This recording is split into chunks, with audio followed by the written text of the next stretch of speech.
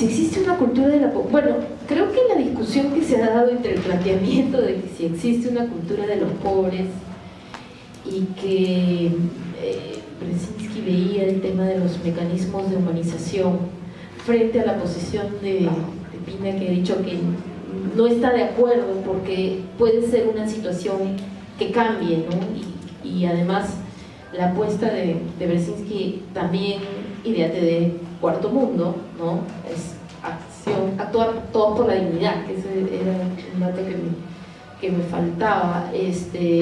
Creo que es interesante, ¿no? O sea, para hablar de una cultura de los pobres o no, ¿no? Porque yo creo que hay diferentes formas de vivir la pobreza, ¿no? Diferentes situaciones de pobreza. En el libro, por ejemplo, se alude a el caso de las favelas, de los barrios marginales, ¿no? Pero que también puede ser cualquier espacio urbano donde hay precariedad, o urbano, rural, ¿no? Donde hay precariedad, donde faltan recursos, pero además no se puede acceder a ellos. O sea, una cosa que me parece importante comprender del tema de la pobreza y la extrema pobreza es que muchas veces el mensaje es que se invisibiliza porque ni siquiera aparecen aparecen cifras, pero como dijo Pina, no son personas, ¿no? O sea, las cifras no son personas, ¿no? Entonces, el tema de si existe una cultura, ¿no? Puede ser algo muy fijo, ¿no? Puede ser algo... Hay formas de vivir la pobreza, hay formas de experimentarlas, ¿no? Hay prácticas, hay discursos sobre la pobreza, hay discursos académicos también, teóricos, ¿no? Sobre la pobreza, políticos sobre la pobreza, ¿no? Pero me parece que más que una sola cultura de los pobres, me parece que sí hay formas de entender, de experimentar la pobreza, y estoy de acuerdo con Pina en que también se puede salir de la pobreza. Es decir, ese es el ideal, ¿no? La apuesta de poder cambiar, un poco mejorar las condiciones de vida o salir, ¿no? Que implica formar esa comunidad, ¿no?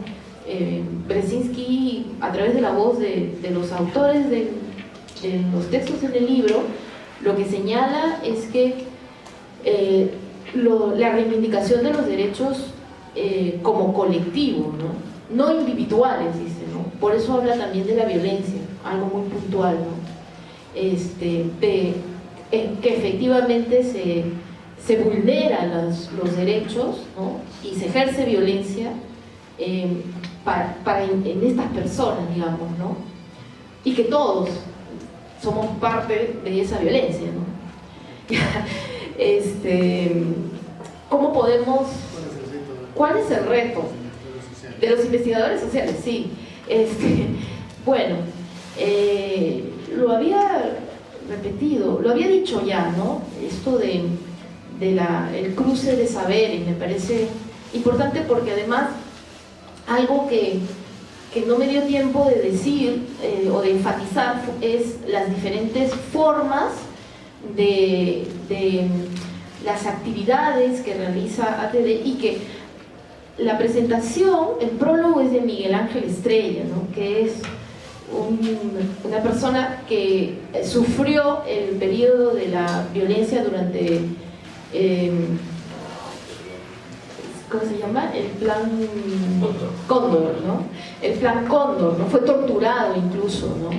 Y él es músico, ¿no? Entonces hay muchas formas en que se acompaña a las personas dándoles voz, ¿no?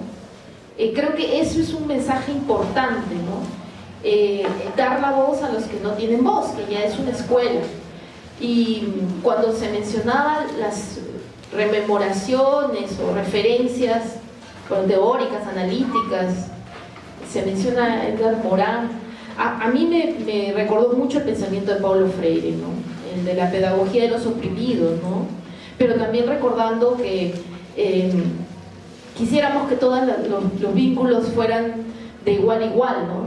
Y también se dan en estos intercambios de saberes y conocimientos relaciones de poder, ¿no? O sea, también el que representa a la academia de alguna manera también tiene una relación distinta, que la idea es, el reto es asumir eso en un proceso de diálogo de igual a igual, ¿no? Y creo que eso es un gran reto para poder realmente dar la voz a los que no tienen voz, ¿no? Y en las iniciativas que parten de el arte y la creatividad, a mí me impresionó un poquito, ya con esto acabo, que sirven un poco para contar esas historias, ¿no?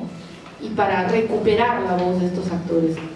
Hay muchos temas que plantean en la investigación social, en realidad son muchos, pero creo que hay que comenzar por uno, ¿no? Que es este de dar la voz, ¿no? Gracias. Bueno, yo voy a tal vez corto aquí, no sé si la vida de las familias a nivel de la miseria es su vida, hay una vida, y yo no sé si le podemos llamar que es una cultura, hay una realidad que la viven cada día. Sin embargo, el padre José nos empujó a crear esa cultura de rechazo a la miseria. Habla claramente de la cultura del rechazo a la miseria. Él decía que todo lo que se vive, todo lo que viven las familias, son los primeros en rechazar. Entonces, ahí él empujaba a crear en toda la sociedad, de crear esa cultura de rechazar la miseria. Y es por eso que no se cansó de ir a todos los niveles, tanto en las Naciones Unidas, en el Vaticano. Él dijo su primera promesa, que fue en el Noisy le Grand: los haré trepar las gradas del Vaticano, de las Naciones Unidas, gradas presidenciales, para decir que la miseria no es una fatalidad. Ahí empieza la cultura del rechazo a la miseria. No puedo decir que hay una cultura de pobreza, hay una vida. Bueno, este tema de cultura, no soy antropólogo, así que no me voy a meter en él, pero sí recuerdo de los textos de Brzezinski justamente hablar más bien de la cultura del rechazo a la pobreza, sin contradecir lo que tú has dicho. O sea, creo que hay todo se puede generar un debate exactamente, porque hay una forma como los pobres viven, no porque quieran vivir en pobreza, sino que viven porque han llegado a esa situación, porque todos somos responsables de ello. O sea, no es un tema de fatalidad, no es un tema de que qué piña pues naciste pobre, no. O sea, yo creo que hay ahí una responsabilidad social de todos nosotros que no sabemos enfrentar como sociedad, no solo en el Perú, sino es un tema universal, de cómo luchar contra la pobreza. Pero los que están viviendo en situación de pobreza sí tienen formas de enfrentar la pobreza, y creo que eso se transmite en generaciones a veces, porque estructuralmente la pobreza continúa. Entonces va a generar prácticas culturales probablemente, ¿no? de resistencia básicamente, ¿no? Y entonces eso me lleva a dos de las preguntas, porque yo hablé de los militantes. ¿Qué es lo que pasa? Que dentro del movimiento tú tienes, digamos, dentro del movimiento existen varias denominaciones. Entonces están los militantes. ¿Quiénes son los militantes? Brzezinski decía, en la lucha contra la pobreza, los principales militantes de esa lucha son las familias que viven en situación de pobreza, lo cual no excluye que los demás que no viven en situación de pobreza no luchen contra la pobreza, sino que los principales son los actores que viven en pobreza, y a ellos hay que darles voz, a ellos hay que reconocerlos, hay que vivir con ellos, hay que estar allí. Y creo que ese es el reto, porque el reto del investigador es que muchas veces es más fácil leer, sentarse, escuchar una conferencia, pero no está en contacto directo, en situación de horizontalidad, escuchando al pobre, que no es interpretarlo, sino es escucharlo. Creo que esa es la diferencia. ¿Y por qué se habla de militantes? Porque también se habla de amigos del movimiento, de aliados del movimiento y de voluntarios, que son aquellos que han asumido luchar contra la pobreza como una actividad directa sin vivir en pobreza y se comprometen en estar ahí con los pobres permanentemente. Esas son como 3 escalas. A mí me encantaría que de aquí, de este grupo que está acá, surgieran pues aliados, amigos que se pueden acercar a quienes están trabajando el movimiento acá y que no significa ir todos los días a un lugar, pero sí por lo menos comprometerse. El tema de bibliotecas de la calle me parece algo tan impresionante, porque una de las cosas, como decía Humberto, el tema de la educación es fundamental para salir de la pobreza. Si no hay educación, no se va a salir de la pobreza. Y entonces ahí voy a 2 preguntas, perdona, porque están directas. Una es ¿cómo reclamar nuestros derechos ante el gobierno actual? Sí, pues. Yo trabajo en la Defensoría del Pueblo. Yo creo que hay que ir a la Defensoría del Pueblo.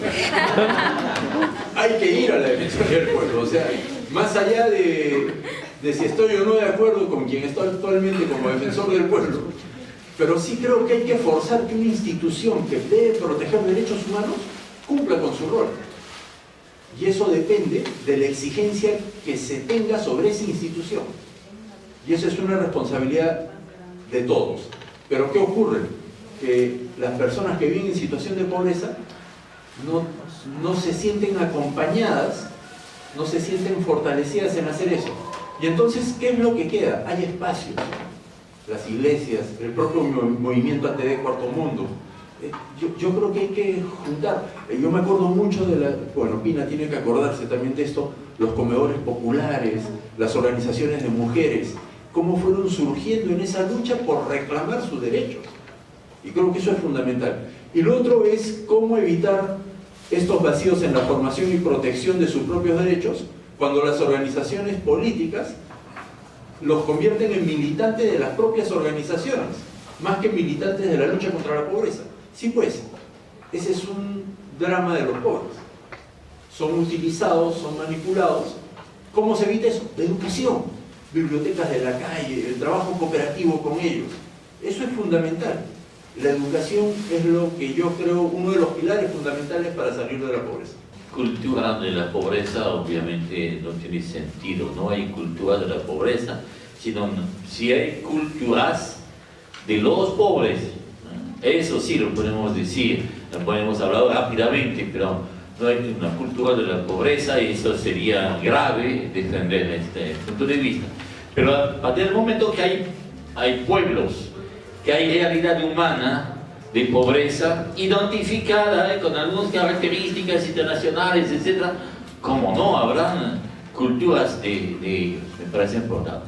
El reto de los investigadores, bueno, que la universidad haga su misión, investigar, pues, y provocar, justamente dice, esta pobreza, como bien lo han dicho, no lo hemos visto. Entonces, el trabajo es abrir los ojos de los que no han visto, pues, y precisamente a los que dicen que tienen una cultura. ¿Sabes que a veces la radio cultural del Perú, la radio cultural, como si había una sola cultura, escucha esos 5 minutos, se dan cuenta que no es la radio cultural del Perú, es una cultura de ya, bueno, entonces precisamente a los que no han visto, que no han escuchado, que los investigadores nos ayudan a abrir los ojos un poquito y ¿cómo decir?, bajar el tono de los que piensan que hay una sola cultura. Yo voy a matar un segundo pájaro porque hay una pregunta aquí de mi amigo que me pregunta justamente sobre la experiencia de biblioteca de calle. Estuve varios años como párroco de una parroquia donde hubo un buen tiempo una experiencia de biblioteca de calle. Esa es una experiencia extraordinaria porque primeramente la lectura es un elemento de la vida social básico. Bueno, pero no es solamente leer, es leer para poder crear después creatividad. La biblioteca de calle tiene distintas etapas en su procedimiento, en su pedagogía, que va hasta la creación de obras específicamente creadas por los niños, las niñas de estos barrios. Eso es realmente un tesoro. Trabajar eso desde la calle, hay la gente de la calle, pero sin olvidar que precisamente el medio de la escritura es un medio todavía válido. Pasan todo su tiempo a escribir mensajes, tonterías y medio, así, también con escritura, con letras y frases, a su forma.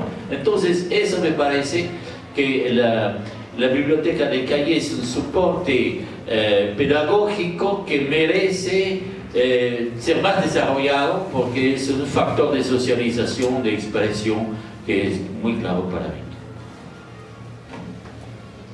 Me han hecho varias preguntas, voy a contestar en 3 bloques. El primer bloque va con un punto, 2 subpuntos. La verdad que nos hemos planteado preguntas bien bravas, ¿no?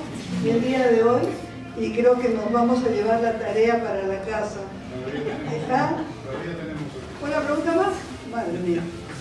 A ver, yo voy a partir de cuál es el rol de los, no sé si llamarle académicos, le llamamos académicos, de los profesionales de la universidad, de donde se supone se genera conocimiento, ¿no?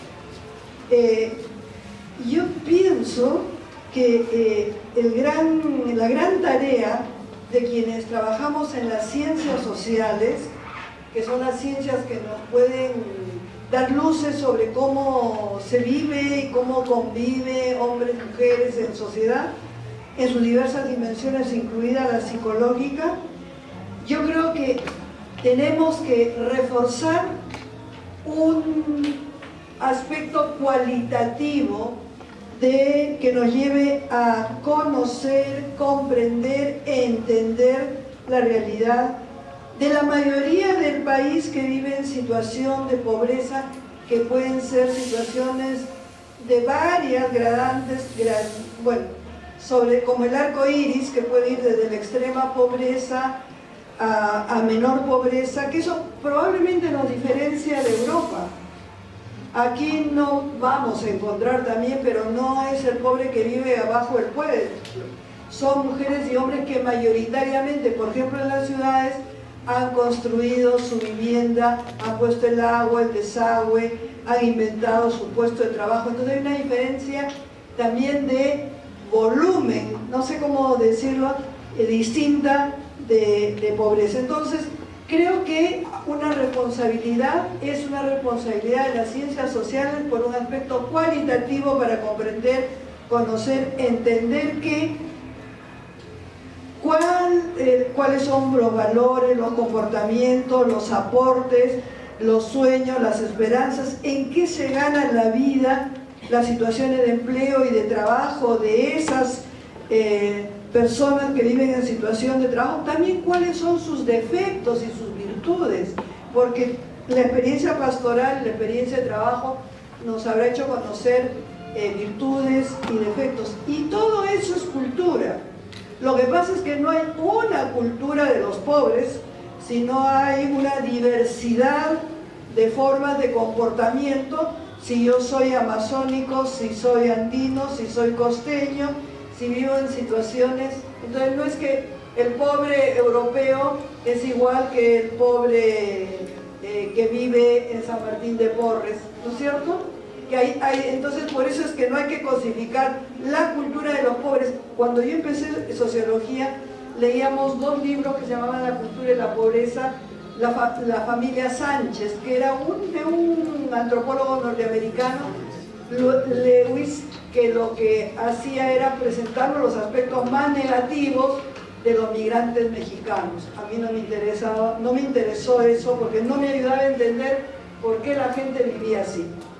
Creo que lo que ha predominado en las ciencias sociales son los métodos más cuantitativos, y ha estado marcado por una visión muy economicista, es decir, los economistas, que han tenido predominio en estos años, y creo que hay que sacarlos digamos, de esa prioridad del trono que han tenido, porque para ellos las relaciones humanas tienen que ver con criterios económicos de costo-beneficio. Los programas sociales están pensados en relación a costo-beneficio. También el programa de reconstrucción con cambio está pensado así. Ellos son los que han planteado desde fuera ¿cómo planteo la línea de pobreza? ¿Quién es pobre?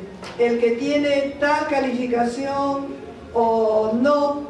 Una visión de pobreza que viene desde fuera.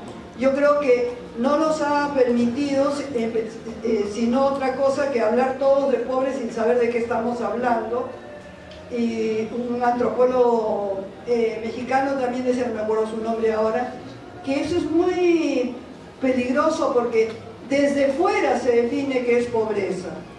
Desde fuera, y eso tiene un contenido ético, porque estoy diciendo, por los que tienen tales características se salvaron, no son pobres. Los que tienen tales características sí son pobres, y estos son los pobres extremos. Y el Estado se ocupa de los pobres extremos y los demás que lo atiende el mercado. Entonces, hay que volver a revisar esos criterios de pobreza. No sé quién planteó la pregunta, pero podríamos tener un seminario y tú nos puedes invitar a San Marcos a trabajar sobre este tema. Entonces, para mí, lo de pobreza ya dejó el término, me parece muy contaminado, de poder y de poder desde afuera y de mirarnos desde fuera. Para mí tiene, segundo punto, más valor los aspectos que tienen que ver con exclusión social, con desigualdad, con el desprecio del otro, con no sentirlo parte de la comunidad nacional. Y eso en los viejos términos se hablaba, por ejemplo, de la explotación del mundo del trabajo, ¿no? Quizás un obrero vivía mejor que un campesino, pero no dejaba por eso de ser explotado en términos económicos para que unos ganen y otros pierdan, por decirlo de alguna manera sencilla. Entonces, todos esos aspectos, el que no tenía tierra para vivir, esos temas se han solucionado o seguimos teniendo problemas en los sectores rurales, donde quizá la reivindicación hoy vuelve a ser tierra porque hay un proceso de concentración de la tierra, porque se están disolviendo las comunidades campesinas por la inversión minera, porque se está desvalorando lo que significa las culturas y las formas organizativas por un desarrollo capitalista que nos plantea crecimiento económico, pero no igualdad, no inclusión, no aprecio por el otro. Eso me parece a mí más sustantivo que medir si somos 42 o 21 o 22. ¿Me explico?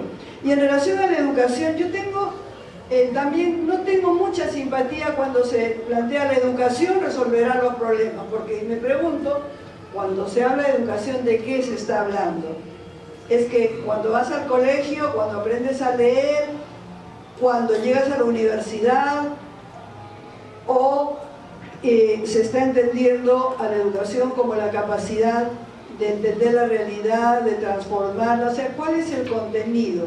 La mistificamos, creo yo, la educación formal y no tanto los procesos que se van generando de conocimientos en las diferentes formas. Entonces, ¿de qué estamos hablando de educación? ¿De la escolaridad a la que queremos llegar y pensar que es la varita mágica? ¿O pensamos que la gente vive en situación de pobreza porque no tiene educación? La verdad, yo no pienso que vaya por ahí. Yo creo que hay aspectos más estructurales y para mí sigue siendo, aunque de repente soy un poquito tradicional en eso, para mí el empleo y el trabajo sigue siendo medular. Porque ¿de dónde es que la gente puede garantizar sus medios de vida? Es a través de su ingreso y del trabajo, ¿no? Y si yo me sobreeduco y no entro al mercado laboral, ¿qué se genera? Una brecha muy grande, ¿no? Y yo les cuento una anécdota y ahí termino. Cuando yo era jefe de práctica en la Católica y terminé y empecé a enseñar. Y al día siguiente que empecé a soñar, el portero de la universidad me decía doctora. O sea, me doctoreó desde el primer momento. Yo hasta ahora soy doctora para él, aunque ya se retiró, pero en realidad yo no soy doctora. Ahora, para el mismo trabajo que yo tenía cuando empecé a enseñar en la universidad, necesitas haber hecho bachillerato, licencia, maestría, doctorado. Por eso acá se han doctorado varios, ¿no? Se han doctorado. Yo no me pido dar el gusto al sistema y doctorar, no, mentira, porque ya no, creo que no vale la pena.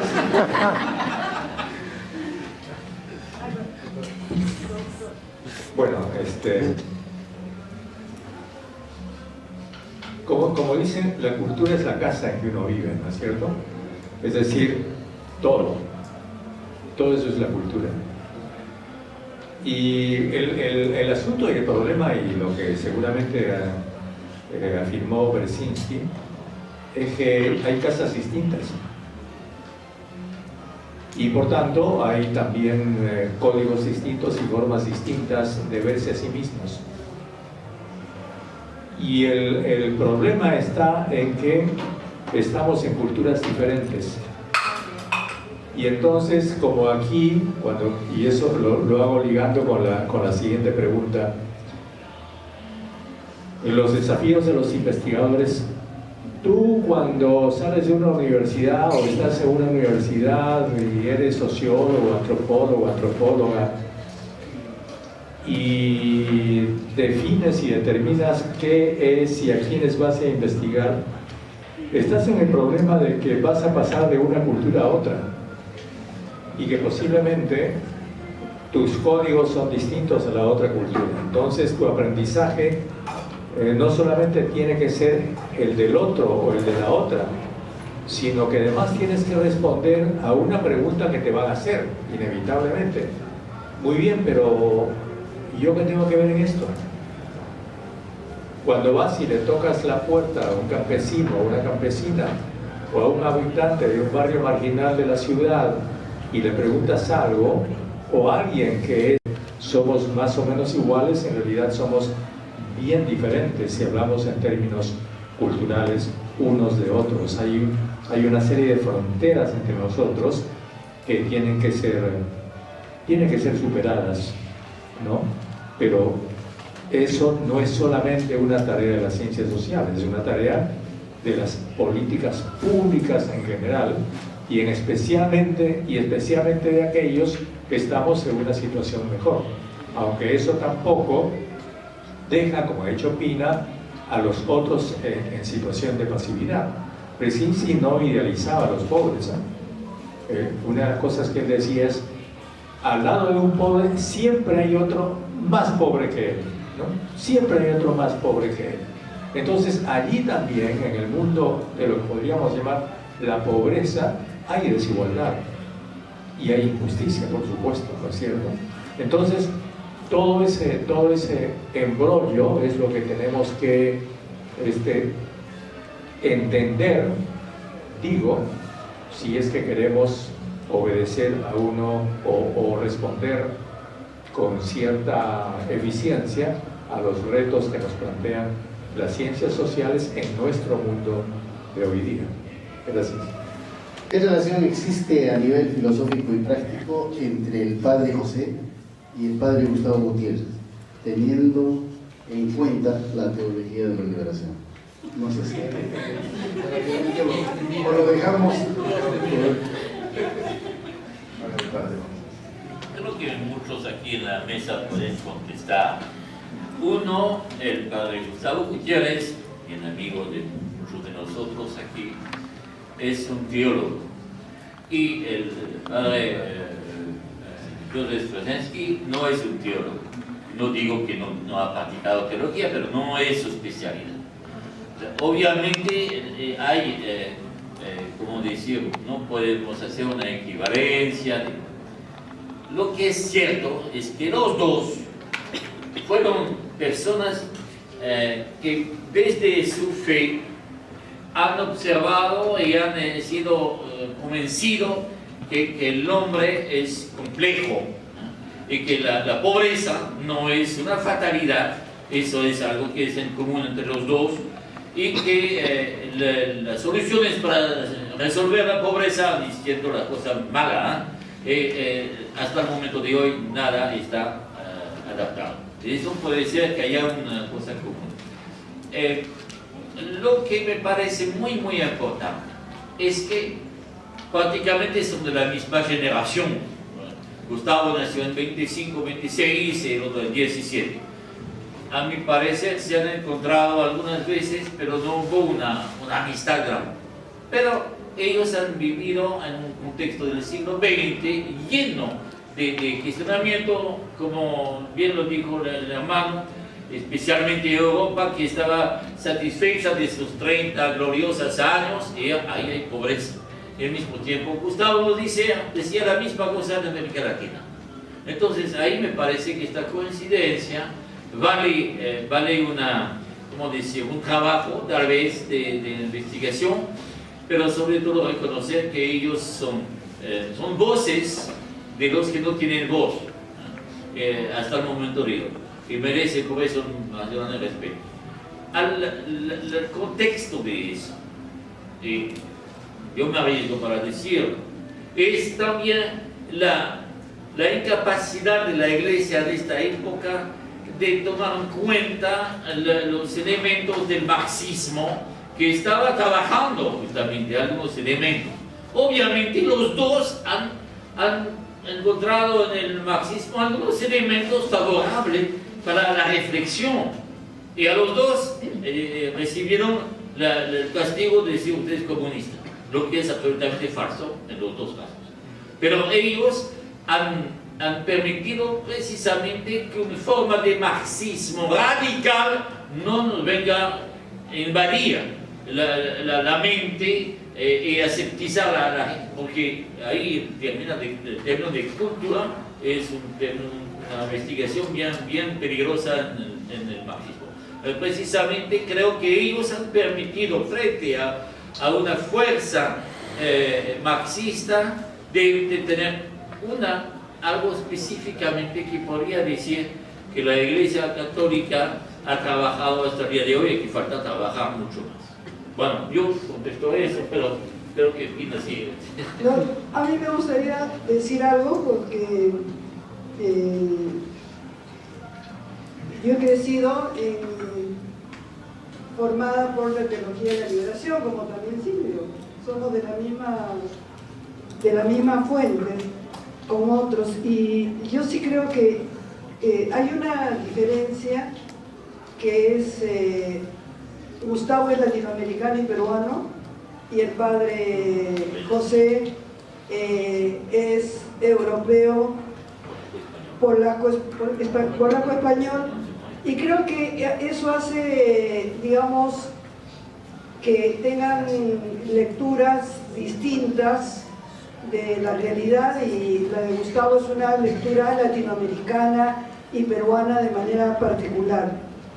Segundo, creo que sí, Gustavo es un teólogo y el padre José no, y eso es lo que le da a Gustavo una fuerza también universal a su pensamiento, porque por lo menos quienes seguimos cultivando la fe cristiana, la fe católica, nos enseñó desde dónde es que se vive la fe.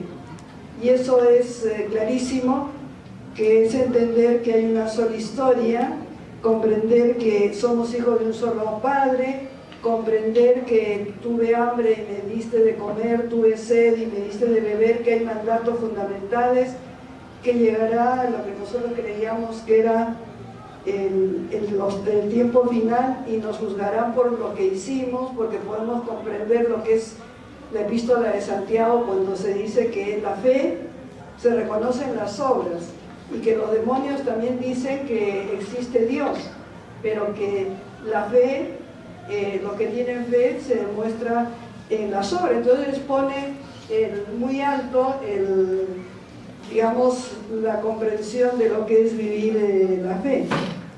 Y segundo, creo que Gustavo también es un intelectual, manejó y maneja muy bien pensadores peruanos que son de vital importancia, como empezando por Vallejo, ¿no es cierto?, y la comprensión de su propia poesía y el compromiso de Vallejo con España, como su comprensión también y su conocimiento de Mariátegui, un pensador fundamental para comprender la realidad peruana, el pensamiento de Arguedas, que nos introduce al mundo andino.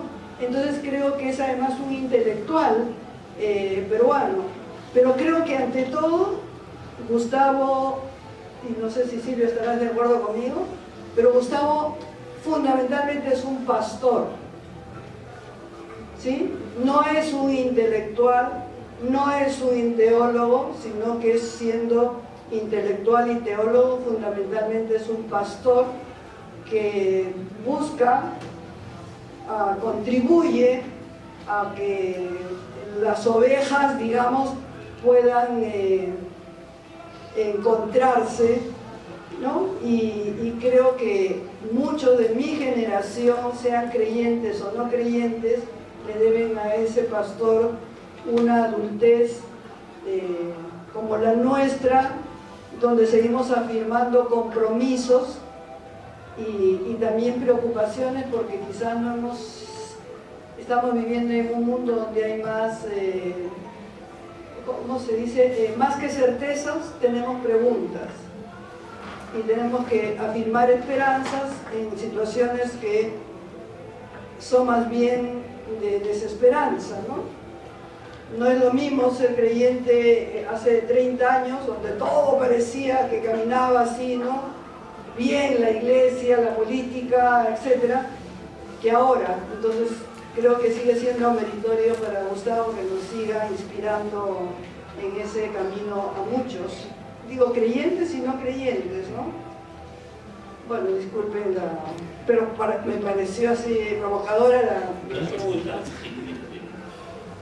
Bueno, perdóname, dado que he sido aludido.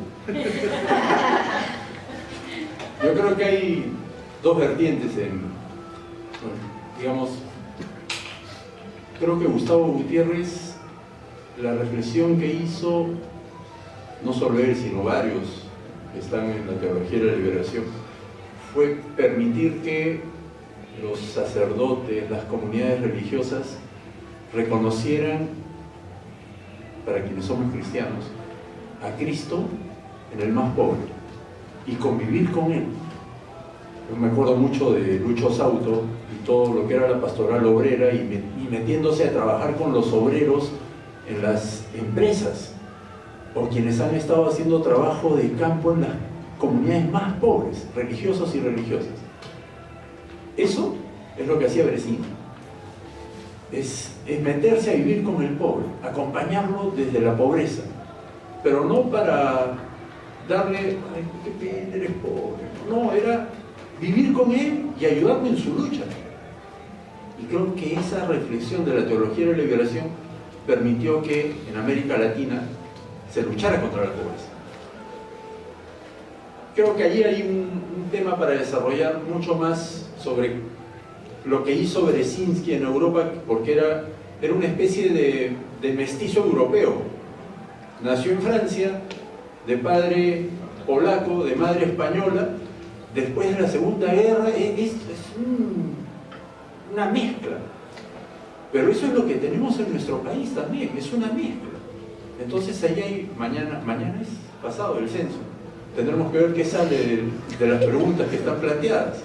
Pero yo creo que hay mucho por descubrir aún de esta reflexión. Ahora, ya un poco desde que salió este señor Cipriani, yo me declaré cristiano en aislamiento voluntario. Y ahora con el Papa estoy en recontacto inicial.